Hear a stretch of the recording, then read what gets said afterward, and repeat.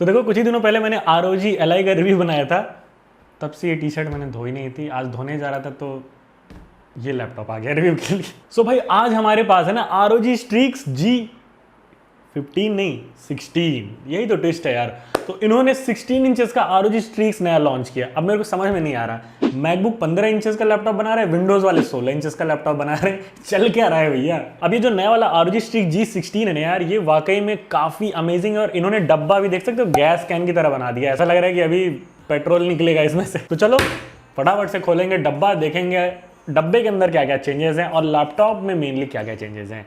Let's get started guys. तो भाई special डब्बा बनाया है इन्होंने इसके लिए, तो हम भी स्पेशल तरीके से नज़र इस पर डालेंगे। इधर देखो ROG ऐसा लिखा हुआ है, इधर Strix ऐसा लिखा हुआ है। Fine tune performance and training are the अबे जल्दी बोल, कल सुबह पनवेल निकलना है। Pre request to achieve greatness. अब बैक साइड में देखा जाए तो बैक साइड में देखो तो कुछ मेरे को वैलोरेंट के कैरेक्टर टाइप ये लग रहे हैं। चलो खोल लेते हैं डब्बा। तो फुल ग्रे कलर में दिया गया है और यहाँ पे ऐसे एरो बना हुआ है और क्या लिखा हुआ है यहाँ पे, फॉर दोज हु डेयर। आहा, ROG का यही तो है अपना वो क्या बोलते हैं स्लैंग। ये ऐसे करने पे ऊपर लिफ्ट हो गया भाई। ओके, इसको निकालते हैं बाहर, रखते हैं साइड में और इसको उठाएंगे।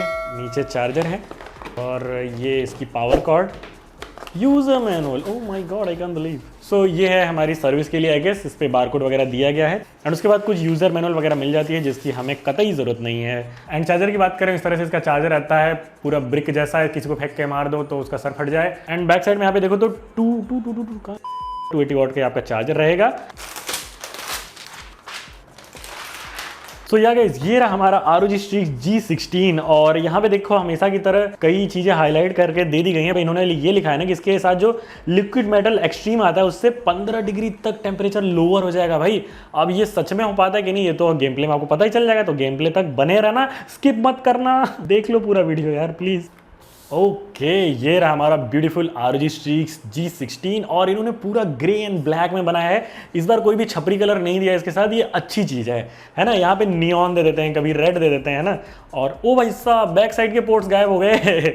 ओह अच्छा, मतलब एयर फ्लो के लिए इन्होंने बैक साइड के पोर्ट्स वगैरह गायब कर दिए। ओके, पीछे की साइड में कुछ नंबर के डिज़ाइन में यहाँ पे दिया गया है और ये ग्रिप के लिए ऑब्वियसली दिया गया। और ये प्लास्टिक है, रबर नहीं है।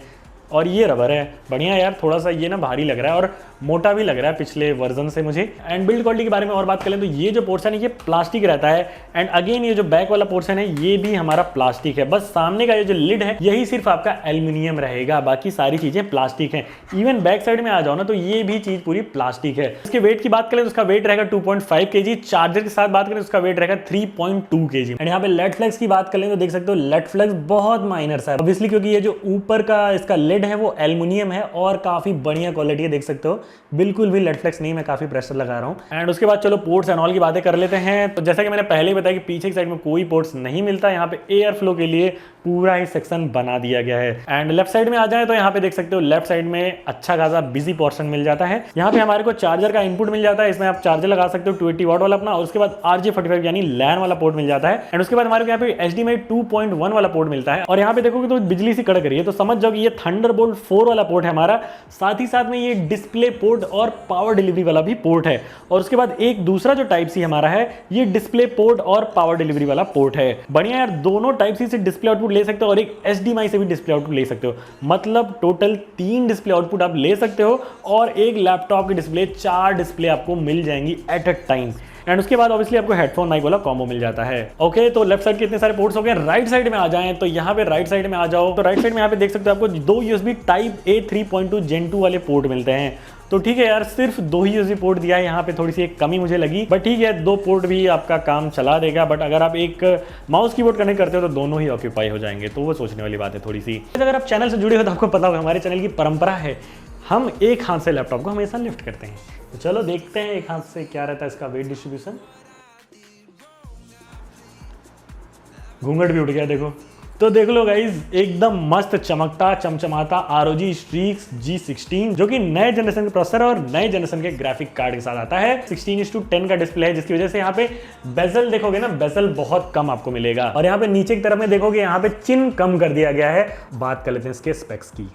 सो गाइस ये देखा आपने इसकी unboxing, build quality, ports and all. अभी बात करेंगे इसके डिटेल्ड स्पेक्स के बारे में। तो सबसे पहले बात करेंगे प्रोसेसर की। तो प्रोसेसर हमारे को यहाँ पे मिलता है लेटेस्ट इंटेल i5 13 जन का प्रोसेसर, जो कि है 1345HX वाला प्रोसेसर। ये प्रोसेसर आता है 10 कोर्स के साथ में और 16 थ्रेड्स इसमें रहेंगे। अब 10 कोर्स की बात करें तो यहाँ पे आपको 6 परफॉर्मेंस कोर्स मिलेंगे, 4 एफिशिएंसी कोर्स मिलेंगे और ये प्रोसेसर क्लॉकेबल है 4.6 गीगाहर्ट्ज तक। अब देखो ये लेटेस्ट जन है तो इसका स्कोर मिस मत करना, आगे स्कोर की भी बात करेंगे। नाउ बात करते हैं जीपीयू की। तो जीपीयू भी इसमें आपको लेटेस्ट एनवीडिया का RTX 4050 6GB VRAM वाला जीपीयू मिलता है। यहाँ पे ध्यान देना 6GB VRAM, जो 3050 था ना वो 4GB VRAM था। यहाँ पे जीपीयू TGP की बात करें तो 140 वॉट की जीपीयू TGP रहती है। अब ये 140 वॉट तब यूज कर पाओगे आप जब आप डायनेमिक टर्बो बूस्ट पे जाओगे, और डायनेमिक टर्बो बूस्ट पे आप तब जा पाओगे जब आप इसका चार्जर कनेक्ट करोगे। समझे बात मेरी? हाँ। ना रैम की बात करें तो रैम इसमें भी आपको 16GB की DDR5 लेटेस्ट जनरेशन की 4800 मेगाहर्ट्ज वाली रैम मिलती है। रैम को आप अपग्रेड कर सकते हो 32GB तक, इसमें आपको एक एक्स्ट्रा रैम का स्लॉट भी मिलता है। 16GB इनफ है, लेकिन 32GB अपग्रेड के लिए तो मोर देन इनफ हो जाएगा भाई वो। स्टोरेज की बात करें तो स्टोरेज यहाँ पे आपको 1TB की M.2 Gen 4 वाली SSD मिलती है। Gen 4 SSD यहाँ पे होने का एक फायदा यह कि काफी फास्ट रहती है। दूसरी चीज यहाँ पे आप स्टोरेज अपग्रेड भी कर सकते हो 4TB तक, यहाँ पे आपको एक एक्स्ट्रा स्लॉट भी मिलता है। नाउ डिस्प्ले की बात कर लें। डिस्प्ले ऑब्वियसली इसमें आपको 16 इंचेस का 16:10 रेशियो वाला डिस्प्ले मिलता है। अब देखो डिस्प्ले 16 इंचेस का तो दे दिया इन्होंने, लेकिन डिस्प्ले यहाँ पे आपको फुल HD प्लस वाला डिस्प्ले मिलेगा, क्योंकि इसका रेजोल्यूशन रहेगा 1920x1200, मतलब 1080p से थोड़ा सा ज्यादा। डिस्प्ले आपका WUXGA वाला डिस्प्ले रहेगा और IPS लेवल वाला पैनल रहेगा। यहाँ पे 250 निट्स की ब्राइटनेस रहेगी, 100% sRGB रहेगा और 165 हर्ट्ज का रिफ्रेश रेट भी रहेगा आपका भाई। और ये डिस्प्ले सपोर्ट करता है G-Sync को और Dolby Vision HDR को भी। और बात कर लेंगे भाई मक्स स्विच की। तो मक्स स्विच इसमें आपको मिलता है और साथ ही साथ में आपको NVIDIA Optimus भी मिलता है, जो कि बहुत ही अच्छी बात है। मक्स स्विच NVIDIA Optimus से आप फेमिलियर हो गया आई गेस। अगर नहीं हो तो इस पे डेडिकेटेड वीडियो कभी मैं बना दूंगा, आप लोग चाहोगे। और ये दोनों चीजें होना बहुत अच्छी बात है गेमिंग परफॉर्मेंस के लिए। और इन चीजों को आप आर्मरी क्रेट में जाके कंट्रोल कर सकते हो, बायोस हाउस में जाने की ऐसा कोई जरूरत नहीं है। नाउ कीबोर्ड की बात कर लेते हैं। तो कीबोर्ड यहाँ पे आपको वही चिकलेट मैकेनिज्म वाला 4 जोन RGB कीबोर्ड मिलता है। और कीबोर्ड की क्या ही बात करूं भाई, मैं ट्रांसपेरेंट थीम वाला कीबोर्ड दे दिया है, जैसा स्कार वगैरह में हम लोग को मिलता था। तो कीबोर्ड तो बहुत ही प्यारा लगा मुझे, और मुझे ऐसा कुछ दूर से नजर आता हुआ दिखाई दे रहा है कि बहुत ही जल्द फ्यूचर में ट्रांसपेरेंट वाले लैपटॉप भी आने वाले हैं। तो कीबोर्ड में यहाँ पे QWER और ASDF वाली कीज को हाईलाइट किया गया है, जो कि आपकी बैकलाइट ऑफ भी रहती है तो भी आपको हाईलाइटेड दिख जाते हैं। बाकी उसके बाद बात कर लेंगे हम अपने टच पैड की। तो टच पैड ऑब्वियसली यहाँ पे बड़ा सा टच पैड, गेमिंग लैपटॉप, क्या करोगे touch pad. Touch pad huge है, नॉर्मली काम वगैरह के लिए तो एकदम multi gesture supported touch pad मिलता है आपको। ना बात करेंगे स्पीकर की। तो भाई जैसे ही ROG के लैपटॉप नए नए आते जा रहे हैं, इनके स्पीकर भी इंप्रूव होते जा रहे हैं, ऐसा लग रहा है। स्पीकर काफी अच्छा है, एक सैंपल आप सुनी लो।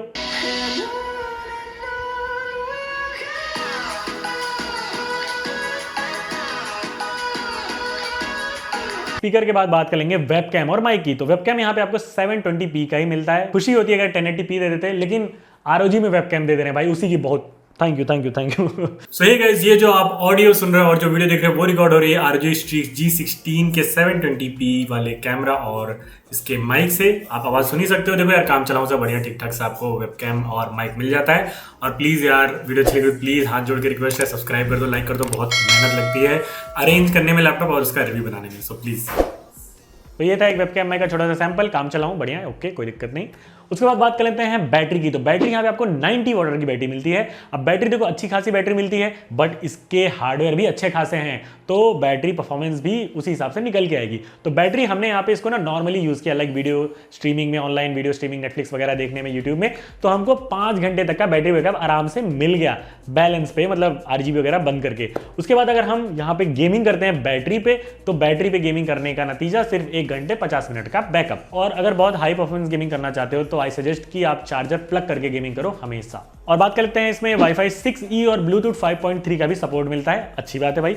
और सॉफ्टवेयर की बात करते हैं, इसके साथ सॉफ्टवेयर क्या क्या मिलते हैं। तो यहाँ पे आपको Windows 11 फ्री में तो मिलता है। उसके बाद यहाँ पे आपको ना Microsoft Office home and student life time के लिए फ्री में मिलता है। एंड McAfee का एंटीवायरस आपको 3 महीने के लिए फ्री में मिलता है। एंड उसके बाद यहाँ पे एक और चीज आपको फ्री में मिलती है, जो है Xbox का गेम पास, वो भी 3 महीने के लिए। अब इसको हल्के में मत लो, Xbox के गेम पास PC में आप गेम्स खेल सकते हो, GTA 5 जैसी गेम, Halo Infinite जैसी गेम, फोर्जा हॉराइजन जैसी गेम आप फ्री में खेल सकते हो एक्सबॉक्स के गेम पास से।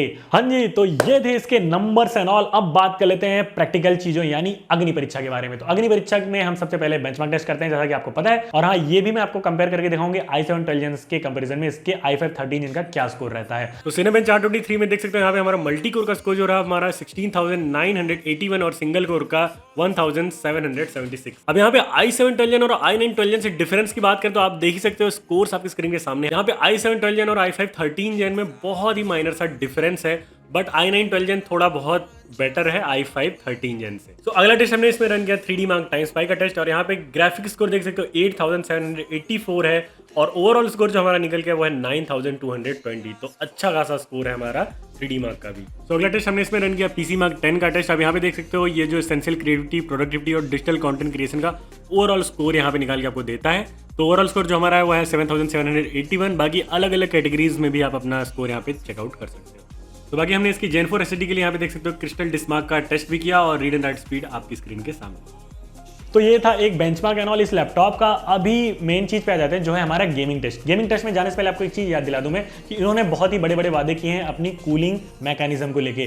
तो वहां पे हमारी नजर तो टेम्परेचर पे रहेगी, साथ ही साथ में TGP एंड ऑल बाकी चीजों पे तो रहेगी। चलो फटाफट से करते हैं गेमिंग नए GPU नए CPU वाले लैपटॉप में। तो यहाँ पे आर्मरी क्रेट में देखो तो हमने ऑलरेडी लैपटॉप को टर्बो मोड पे रखा है। अब GPU मोड को हम रख रहे हैं अल्टीमेट पे। यहाँ पे आपका मक्स स्विच और NVIDIA ऑप्टिमस दोनों ही काम करेगा, और इसी पे हम करेंगे अपनी गेमिंग। चलो जी, तो सबसे पहले हमने इसमें रन किया ऑब्वियसली वैलोरेंट, और वैलोरेंट में जो हमने सेटिंग रखी है वो यहाँ पे सारी चीज़ें देख सकते हो हाई पे है, और वीसिंग वगैरह ऑफ रखा है, एंड बाकी सारी सेटिंग्स आप अपने सामने देख ही सकते हो। रेजोल्यूशन यहाँ पे हमारा देख सकते हो फुल HD प्लस यानी 1080p वाला ही रहेगा, क्योंकि ये 2K स्क्रीन नहीं है, तो हम 1080p में ही ये सारी गेम खेलेंगे।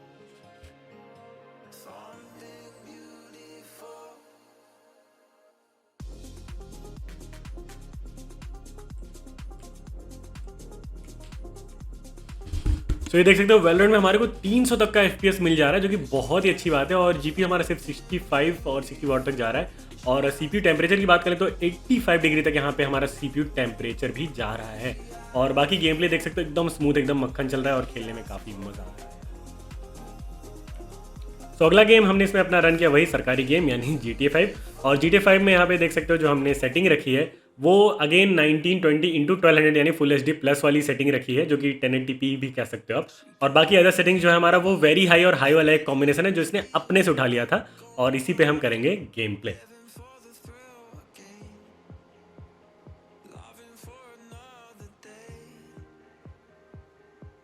और भाई GTA 5 में यहाँ पे देख सकते हो हमको 150 तक का FPS मिल जा रहा है, और GPU अभी भी 73% तक यूज़ हो पा रहा है, बट रैम यहाँ पे देखो तो 10 GB तक रैम भी यूज़ हो रही है। और CPU टेम्परेचर की बात करें तो 90 टच नहीं किया इसने, 87 तक अभी तक गया था, और काफ़ी कंट्रोल में है टेम्परेचर, यानी काफ़ी अच्छी बात है। तो देख ही सकते हो अभी हमारा GTA 5 का गेम प्ले काफ़ी स्मूथ और काफ़ी बढ़िया चल रहा है।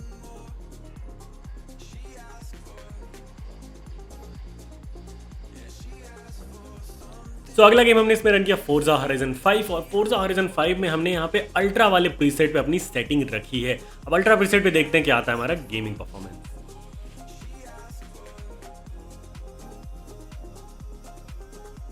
तो अब यहाँ पे देख सकते हो फोर्जा हॉराइजन जो कि काफ़ी ज़्यादा ग्राफिक डिमांडिंग गेम है, उसे अल्ट्रा पे हम रन कर रहे हैं, और यहाँ पे GPU हमारा 100% चले जा रहा है, लेकिन GPU वॉटेज सिर्फ 78-80 तक जा रहा है। एंड उसके बाद CPU टेम्परेचर की बात करें तो CPU टेम्परेचर बहुत ही कंट्रोल में और बहुत ही अच्छा यहाँ पे है यार।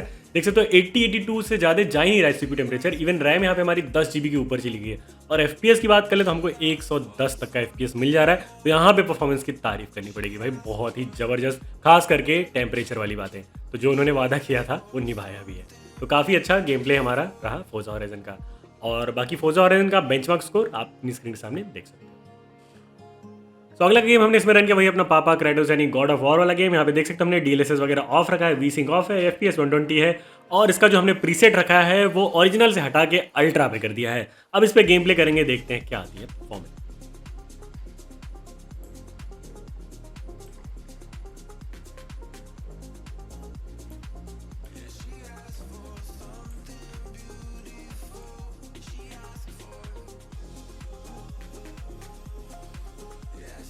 तो भाई गॉड ऑफ वॉर में भी अल्ट्रा प्रीसेट पे यहाँ पे देख सकते हो हमारा GPU 100% यूज हो जा रहा है, और यहाँ पे GPU वॉटेज अब जाके 95 और 100 के आसपास में जा रहा है।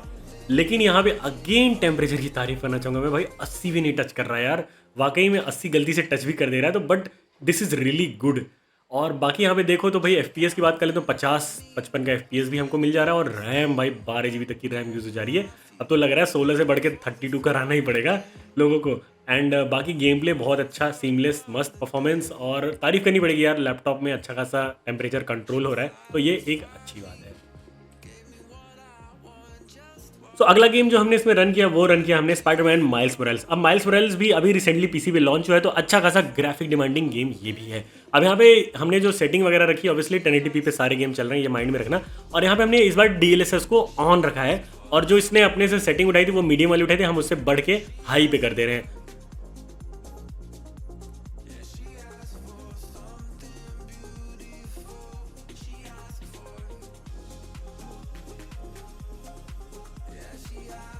तो भाई यहाँ पे तो 110 तक का FPS मिल जा रहा है हमको यहाँ पे स्पाइडरमैन वाली गेम में, और रैम भाई 15 GB तक रैम यूज़ हो जा रही है, और GPU अगेन हमारा अप्रॉक्सीमेटली 100% तक यूज़ हो जा रहा है, और गेमिंग परफॉर्मेंस अगेन काफ़ी अच्छी है, और टेम्परेचर अगेन बहुत ही कंट्रोल में है। तो वाकई में यहाँ पे कूलिंग वगैरह पे अच्छा खासा काम किया गया है, और बाकी स्पाइडरमैन का गेम प्ले।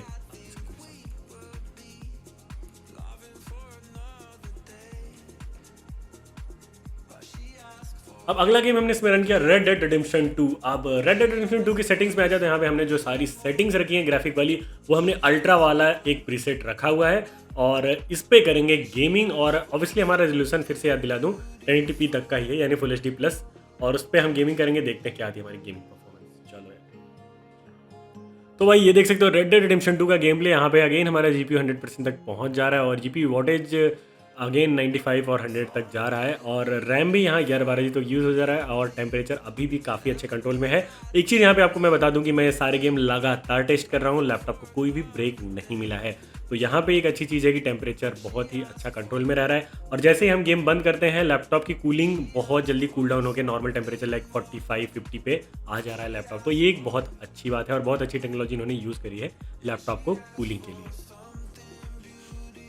अब नए नए GPU में अपना छपरी गेम साइबरपंक 2077 नहीं टेस्ट करें, ऐसा तो हो ही नहीं सकता। तो यहाँ पे हमने साइबरपंक रन किया, और यहाँ पे जो हमने ग्राफिक सेटिंग रखी वो देख सकते हो हाई वाला प्रीसेट है, और इसने अपने से उठा लिया।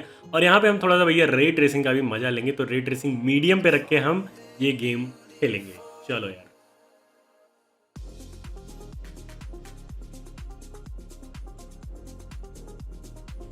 अब देखो भाई रे ट्रेसिंग मीडियम पे हमारा साइबरपंक चल रहा है, और GPU एकदम पूरा का पूरा 100% यूज़ हो जा रहा है, 96 वॉट तक यूज़ हो रहा है। FPS हमारा 72-73 तक का आ रहा है, मतलब रे ट्रेसिंग मीडियम पे ये हमारी परफॉर्मेंस है। अब यहाँ पे जाके CPU टेम्परेचर हमारा थोड़ा सा जो है गर्म हो रहा है। अब देखो तो 86 और 90 अबव भी गया था, और देख सकते हो परफॉर्मेंस काफ़ी अच्छी आ रही है, गेम बहुत स्मूथ चल रहा है। एंड रे ट्रेसिंग यहाँ पे देख सकते हो, आपको थोड़ा बहुत रिफ्लेक्शन में दिख रहा होगा, सनलाइट वगैरह में आपको पता चल रहा होगा कि हाँ भाई रे ट्रेसिंग तो समझ में आ रही है। तो साइबरपंक भी काफ़ी बढ़िया परफॉर्मेंस दिया इस वाले लैपटॉप में, और लैपटॉप में गेमिंग परफॉर्मेंस लिटरली काफ़ी अच्छी लगी, स्पेशली इसका CPU टेम्परेचर काफ़ी कंट्रोल में रहा। और हाँ, ये 90 डिग्री तक जा रहा है, ऐसा नहीं कि हाँ बहुत ही ज़्यादा समय तक ये 90 डिग्री तक रहेगा, ये बहुत ही जल्दी कूल डाउन पे जा रहा है, ये इसकी अच्छी बात है। अब प्राइसिंग की बात करेंगे तो सबसे पहले ये बता दूं, सबसे सस्ता 13 जन का ROG का लैपटॉप यही है जो आपको सामने दिख रहा है। बट ऐसा नहीं कि स्टार्टिंग है तो भाई परफॉर्मेंस वगैरह आपको नहीं मिलेगी, परफॉर्मेंस भी आपने देख ही लिया भैया, बड़े बड़े कैटेगरी के लैपटॉप से भी अच्छी परफॉर्मेंस इसकी रही है। तो नाउ डायरेक्टली प्राइस की बात करें तो 1,44,000 से लेकर 1,45,000 के आसपास में ये लैपटॉप आपको मिल जाएगा। बट ये लैपटॉप अगर आप परचेस करना चाहते हो तो आप विशाल कंप्यूटर हैदराबाद में विजिट करके परचेस कर सकते हो, वहाँ पे हमारा रेफरेंस देने में थोड़ा बहुत आपको डिस्काउंट मिल जाएगा, और ये लैपटॉप वहाँ पे आप ट्राई भी कर सकते हो, चेक वगैरह कर सकते हो अपने सॉफ्टवेयर गेम्स वगैरह चला के। एंड खैर अब बात करेंगे क्या ये लैपटॉप 1,45,000 रुपए में वर्थ है या नहीं। तो मेरे हिसाब से यार देखो, अभी के टाइम में जो नए जनरेशन के लैपटॉप वगैरह हैं उनके प्राइसिंग वगैरह तो थोड़ी हाई है ही, बट ये लैपटॉप की आपने परफॉर्मेंस देखी, i7 12 Gen से पावरफुल है इसका CPU, और RTX 3060 से पावरफुल है RTX 4050। हालांकि बहुत ज़्यादा पावर में डिफरेंस नहीं है, तो अगर आपने ऑलरेडी i7 12 Gen विथ 3060 के साथ ले रखा है कोई लैपटॉप तो बहुत मेजर डिफरेंस एज सच नहीं है। बट हाँ, फ्यूचर में प्लान कर रहे हो लेने का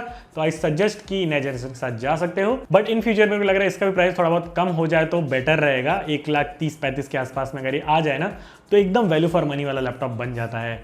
आप लोग क्या चूज करो, i7 12 Gen या i5 13 Gen? तो या मेरे हिसाब से फुल रिकमेंडेशन, ये लैपटॉप लेना चाहते हो तो ले सकते हो। और हाँ, एक चीज की यहाँ पे बात करना चाहूंगा मैं, डिस्प्ले की। डिस्प्ले इसमें आपको फुल HD प्लस वाली डिस्प्ले मिलती है। आई सजेस्ट कि अगर WQHD दे देते इस प्राइस पॉइंट में तो थोड़ा सा और मतलब वही एकदम वैल्यू फॉर मनी वाली बात आ जाती, क्योंकि जो हमारे i7-12 या RTX 3060 वाले आते हैं उसमें WQHD डिस्प्ले मिलता है। हम सब है ये वाले लैपटॉप के लिए। चलो, thank you so much for watching, bye and see you in the next.